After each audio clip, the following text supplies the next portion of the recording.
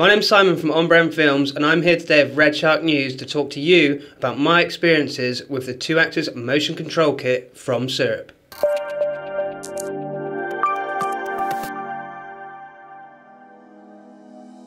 So I've been shooting with the kit for about a month now and I've really enjoyed using it. The slider is a really good build quality. The Genie actually has a superb battery life, and the Genie Mini is really portable and easy to use. Setting up your move with these two is really easy. You can either use the interface on the Genie or you can use the Syrp app, which connects to the Genie Mini via Bluetooth. The app that Syrp have created to control this kit is really useful. It's got a bunch of presets for clouds, for people, for stars, but also you can program your own. You just set the duration you want to record for, the interval, and also the duration of the time-lapse that you want at the end.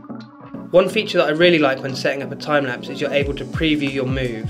So what I do is I just hit record on the camera, so recording a video, and then preview that move and watch it back just to make sure it's got the right movement for me. And then once I'm happy with that, I set up my time-lapse and let it go.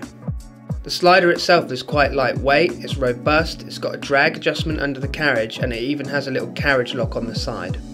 Now I've taken this kit practically everywhere with me over the last couple of months. I've taken it up the side of a gorge, I've taken it up a tower, I've taken it into the city, I've taken it into fields, I've taken it to the seafront, and it's held up really well. Initially I did have one concern with how tall the kit stands, so once you put the Genie on the slider and then the Genie Mini and then the bull head, the camera is actually raised quite high off the slider, and to be honest, it's been more or less perfect. There was only one issue that I had with any type of wobble or vibration, and that was when I was on top of a gorge in about a 20 to 30 mile an hour wind, so it's a really robust system. Now what is ingenious about this kit is you don't actually have to use their slider.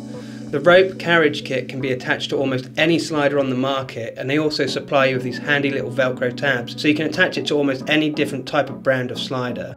A common problem when shooting with these kits is achieving any type of vertical motion, and I really like how Syrp have implemented a counterbalance system in the form of a pulley system each side of the slider.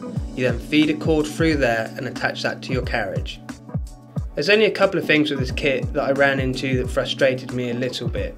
One is the feet. The feet are really hard to tell what position they're in and to match together, and they are a little bit fiddly. To be honest with you, they're not the best feet that I've ever used on a slider, but most of the time I was mounting this to a tripod or light stands anyway.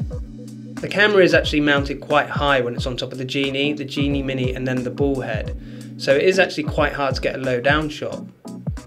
So on one shoot what I had to do is flip the whole unit upside down. This got the camera nice and low to the ground and I just flipped the image in post. There definitely is some audible noise from these motors when they're moving.